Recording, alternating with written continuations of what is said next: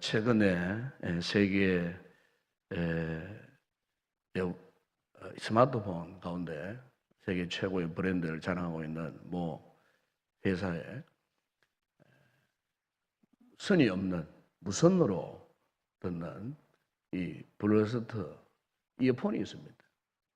에어팟이라고 하는 것인데 참 아주 놀랍도록 기능이 좋은 그런 제품입니다.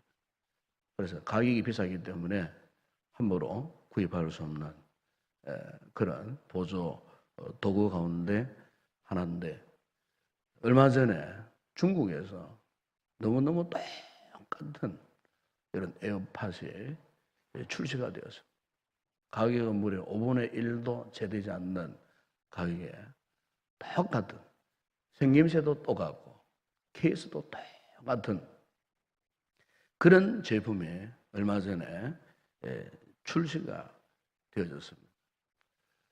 그러니까 기능도 같고 모양도 같고, 그런데다가 가격도 5분의 1 가격도 안 되는 그런 가격이니까 사람들에게 많은 관심을 끌 수밖에 없는 것입니다. 요즘 우리 주변을 둘러보게 되면은 이같이 진품과 똑같은 유사품, 전문가가 아니면은 분간할 수 없을 정도의 너무너무 똑같은 그런 어떤 물건이나 뭐 그런 제품들이 많이 있는 것을 보게 됩니다. 아마 중국 여행을 하신 분들은 잘 아실 거예요. 한때 우리 한국인들을 대상으로 중국 여행 가면 꼭 마지막에 들르는 코스가 있죠. 바로 중국의 짝퉁 가게가 있습니다. 짝퉁 가게. 거기 가면은 셔터로 문을 내려놓고 있다가 한국 관광객이 오면 셔터를 쫙 올려줍니다.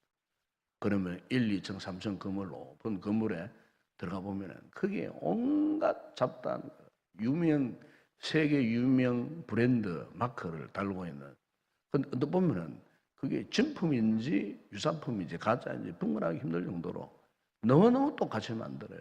전문가는 보면 알 수 있겠죠. 그러니까 일반인들은 분간을 못해요.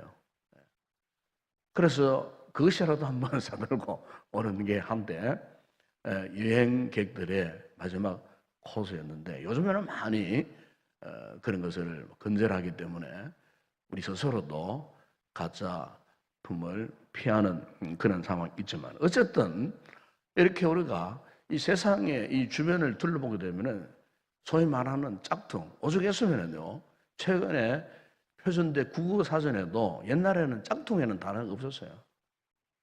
그런데 이 짝퉁이라는 단어가 이제는 표준 우리나라 말 국어 대사전에 올라갈 정도로 이 짝퉁이 그야말로 유행되어진 이런 세대에 우리가 살고 있습니다.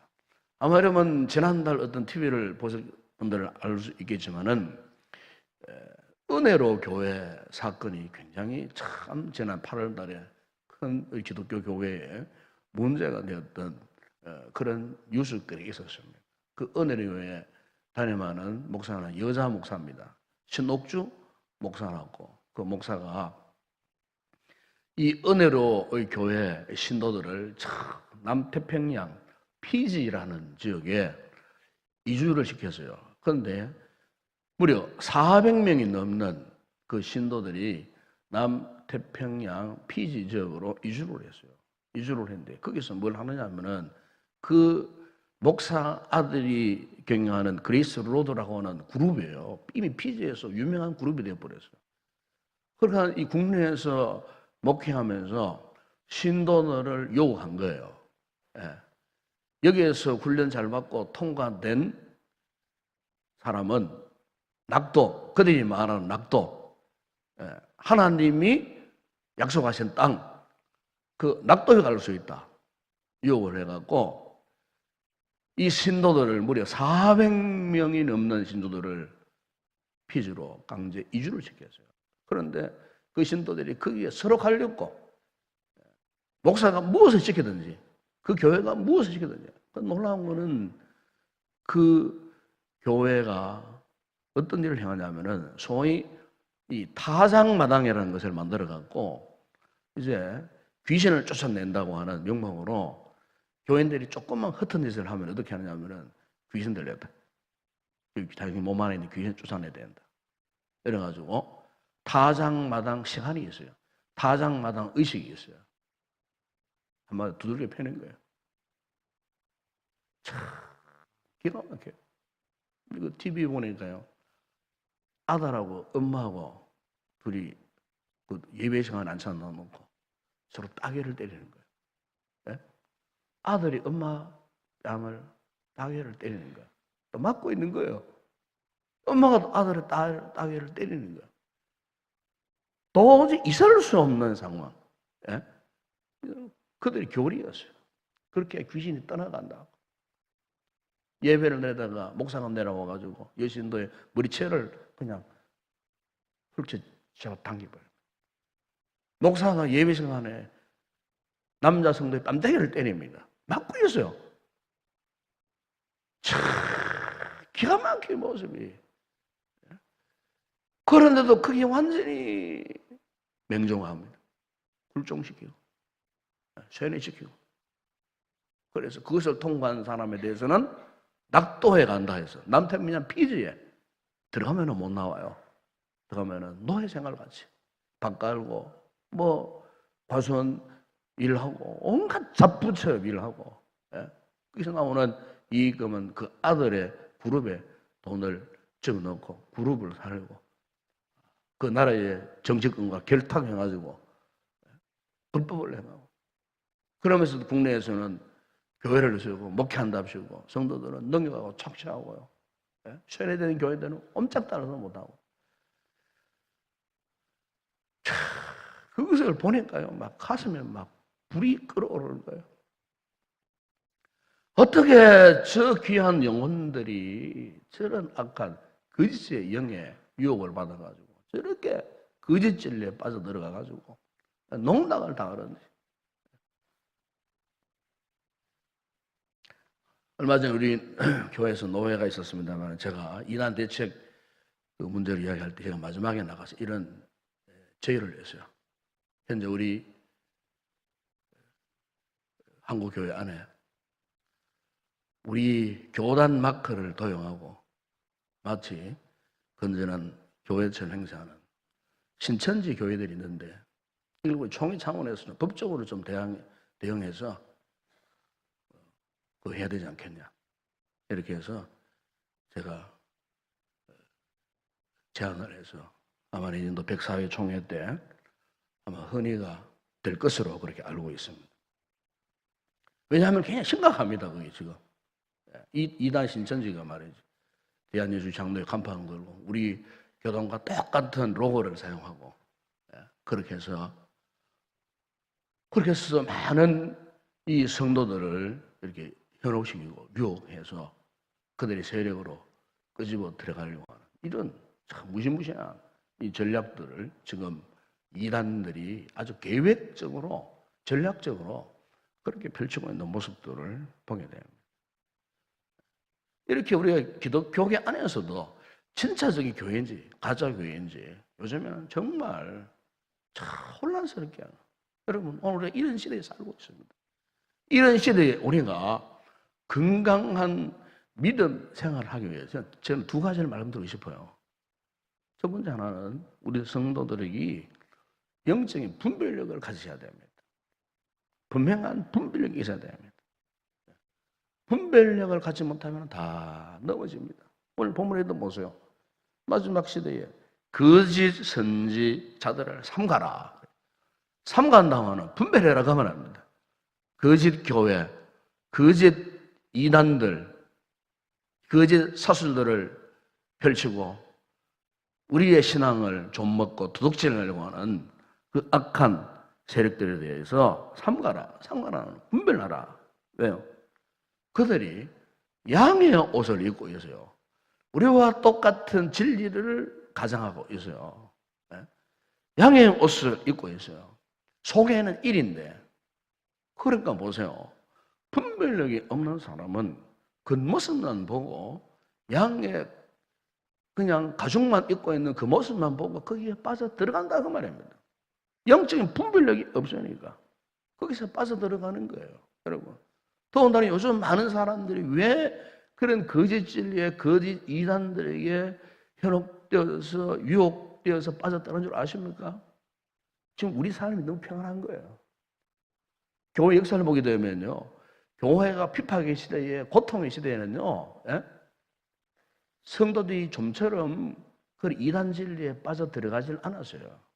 예. 그때는 정신을 차리고 근신해서 기도하고 말씀 순종하고 있으니까 그때는 분별력이 생기는 거예요. 그럼 이제는 다 평안하다, 편안하다. 모든 삶이 풍성하고 평안하니까 우리의 생각도 우리의 마음도 우리 영적 삶도 그냥 완전히 마치 나사가 풀어진 것처럼 그냥 아무런 힘도 맥도 없으니까 자연스럽게 분별력이 사라져 버리는 거예요. 너무 평안한 시대에 우리가 살고 있는 거예요. 그 모든 이 주변 상황이 그야말로 태평성대예요. 자연스럽게 영적으로 무뎌지니까 영적인 분별력이 사라질 수밖에 없는 거죠. 그러나 핍박의 시대에, 고난의 시대에서는 그렇지 않았어요. 여러분, 오늘 우리 시대의 문제가 바로 이겁니다, 여러분. 우리가 너무 믿음 생활을 해도 너무 평안하게, 너무 부담스럽지 않는 믿음 생활을 하려고 하다 보니까 결과는 뭐냐? 이 같은 악의 세력, 진리의 세력에 대해서, 아니, 우리 스스로에 대해서도 분별력이 없는 거예요. 기도는 하는 것 같은데, 훈련은 받는 것 같은데, 여러분, 우리가 영적으로 너무 게으르고 나태한 상태에 빠져들어가니까 분별력을 상실해버리는 거예요. 이 틈을 이단의 세력들이, 거짓 진리의 세력들이 놓치지 않고 우리를 향하여 공격해 들어오는 겁니다, 여러분. 네. 여러분, 오늘 주님께서 우리에게 말씀하는 것이 무엇입니까? 우리의 신앙생활에, 믿음 생활에 정말 중요한 것은 분별력을 가지는 것입니다. 본문 16절 이하 보게 되면 이렇게 말씀하지 않습니까? 그들의 열매로 그들을 알지니 가시나무에서 포도를 또는 은근키에서 무화과를 따겠느냐. 이와 같이 좋은 나무마다 아름다운 열매를 맺고 못된 나무가 나쁜 열매를 맺나니 좋은 나무가 나쁜 열매를 맺을 수 없고 못된 나무가 아름다운 열매를 맺을 수 없느니라. 그렇지 않습니까, 여러분? 사과나무에는 사과가 맺힐 수밖에 없고 포도나무에서는 포도 열매가 맺힐 수밖에 없어요. 그런데 어떻게 포도나무에서 포도가 안 맺히고 다른 은근히 열매가 맺힐 수 있겠어요? 그 나무가 건강한지 병든 것인지 뭘 보면 알 수가 있습니까? 정상적인 열매를 맺을 수 있느냐 그 말이에요. 이것은 우리가 거짓 진리를 분별하는 것 외에도요, 오늘 우리의 신앙, 우리의 믿음도 마찬가지예요. 우리의 믿음도 어떤 분들은 참 건강한 믿음을 가진 분들이 있지만은 또 어떤 분들은요, 자신도 모르게 병든 믿음을 가지고 믿음 생활하는 그런 분들이 있어요. 근데 문제는 뭐냐? 내 신앙이 건강하냐, 내 신앙이 병들었느냐, 내 신앙이 진짜냐, 내 신앙이 가짜냐, 이거조차도 모르는 상황 속에서 무작정 우리가 믿음 생활을 하는 그런 분들이 있다는 거예요. 우리가 우리 스스로에 대한 믿음에 대한 돌아봄이 없고 점검도 없고 분별력도 없다면요, 절대로 우리는 믿음 생활을 승리할 수 없어요. 성공적인 신앙생활을 할 수가 없어요. 내 신앙이 진짜냐 가짜냐 그 결과는 다른 거 볼 거 없어요. 현재의 열매입니다. 열매. 나의 삶을 통해서 어떤 열매를 맺고 있느냐, 그 열매를 보면은요, 그 나무를 알 수 있듯이 현재 나의 삶에 지금 맺어지고 있는 열매를 보게 되면 내 신앙이 진짜냐 가짜냐, 아니면 건강하냐, 아니 지금 병들어 있느냐, 이거 알 수 있다 그 말이에요. 제가 오늘 주일 주보에서 주보 칼럼에도 인용한 이야기입니다만은, 아마 여러분 아시겠지만 유명한 가수 정혜영 부부 그 이야기가 얼마 전에도 나와서요, 이분들이 아주 신선한 크리스찬들입니다. 이분들이 어떤 결단을 했냐면, 수년 전에 우리 하루에 10,000원씩 모아서 가난한 사람, 이웃들 돕자. 그렇게 부부가요. 약속을 했답니다. 그래서 이제 매일 10,000원씩 적립을 하는 거예요. 그런데 벌써 10년, 20년 가는 세월 동안 이 부부가요. 자기 집 따지 없어요. 아직 전재살이 하는 거예요. 인기 인자라서 뭐 광고 모델 나가면은 한 번씩 뭐 1억씩 몇천만 원씩 번다 그래요. 그러니까 그 모든 돈을 자기 집을 사는 그 일에 투자하지 않고 남을 돕고 기부하는 일이에요. 그런데 이분들이 지금 무려 35억을 기부를 했어요. 놀랐어요. 자기 집도 없어요. 저 아프리카 동남아시아의 가난한 나라의 가난한 동네 아이들 100여 명을 입양해가지고 월 거의 한 4만 원씩 이렇게 월로 돈도 보내고 그 아이들을 도와주고. 정말 제가 그 이야기를 듣고 너무너무 마음에 감동이 왔어요. 정말 저분들이 정말 신실한 크리스찬들이고 자신들의 신앙을 공개적으로 고백도 해요. 크리스찬들이요. 그러니까 이 주변 사람들이 그 두 부부를 보고요. 간접적인 전도가 되어진다 그 말입니다. 간접적인. 정말 저분들은 진짜 믿음을 가진 크리스찬들이구나. 신앙인들이구나. 네. 여러분 오늘 우리의 신앙의 증거가 그냥 오늘 본문에 나오지만 주여 주여 한다고 그에서 나오는 게 아니에요. 오히려 주여 주여 하면서도 불법을 행하는 자들이 얼마나 많이 있습니까? 네? 입술로 주여 주여 한다고 그게 다 신앙이 아니에요. 오늘 주님께서 그걸 말씀하고 있는 거예요. 너희 삶을 통해서 어떤 열매가 맺어지느냐.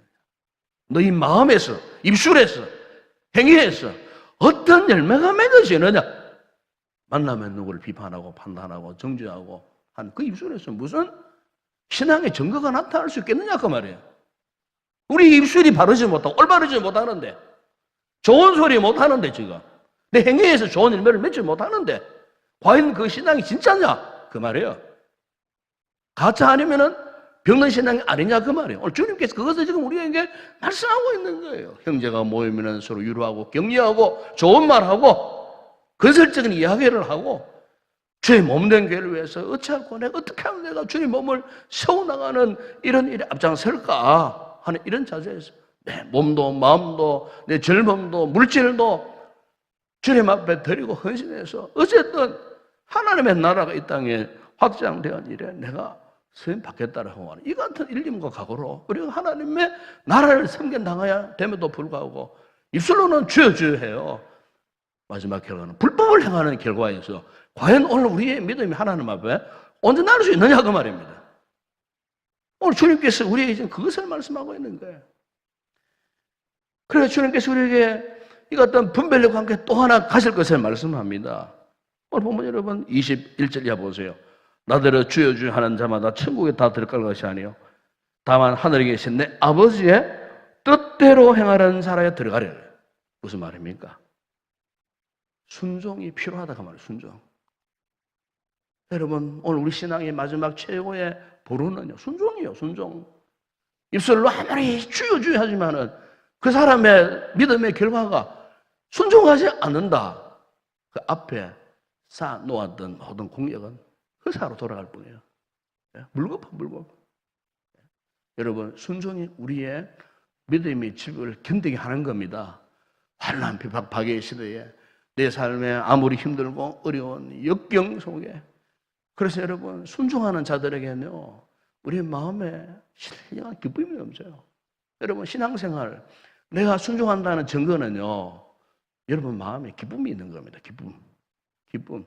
여러분 우리 성도들 기쁨은 아주 독특한 기쁨이에요. 우리가 잘 되고 잘 먹고 잘 살아야 기쁨이 있는 게 아니에요. 때는 환난을 당하고 고통을 당하고 환난을 당하고 내 몸에 어떤 질병이 들어와도요 이상합니다. 내가 주의 말 순종하면요 마음에 기쁨, 기쁨이 넘쳐요. 이거는 주님께서 말씀하셨던 것은 이것은 이 기쁨은 세상이 주는 기쁨이 아니라고 말씀하지 않습니까, 여러분? 하늘로부터 내려오는 기쁨. 가난하게 살아도 이상합니다. 힘들고 어려운 지금 내 가정에 어떤 문제가 지금 터져나와서 그 문제 앞에 봉착해 있어. 그 문제가 내 앞에 지금 골리앗 같아. 그 영적인 골리앗 앞에조차도 이상합니다. 순종하니까 내 마음에 신령한 기쁨이 넘쳐요. 여러분, 이게 순종의 결과예요. 순종의 결과.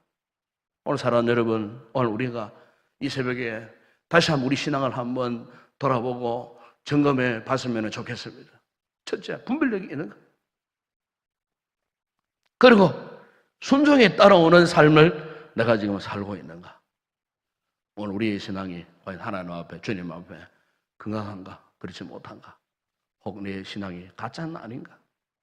가짜를 진짜로 알고 내가 그렇게 믿고 살고 있지는 않는가. 이 두 가지 사실, 분별력과 순종. 그래서 정말 우리의 믿음 생활, 주님 앞에 건강한 올바른 믿음 생활, 구원의 기쁨과 즐거움이 넘치는 이 기쁨 속에 모든 환난을 이기고 모든 고통을 이겨내는 승리하는 그런 아름다운 열매 맺는 복된 성도 되시길 주의 이름으로 축원합니다.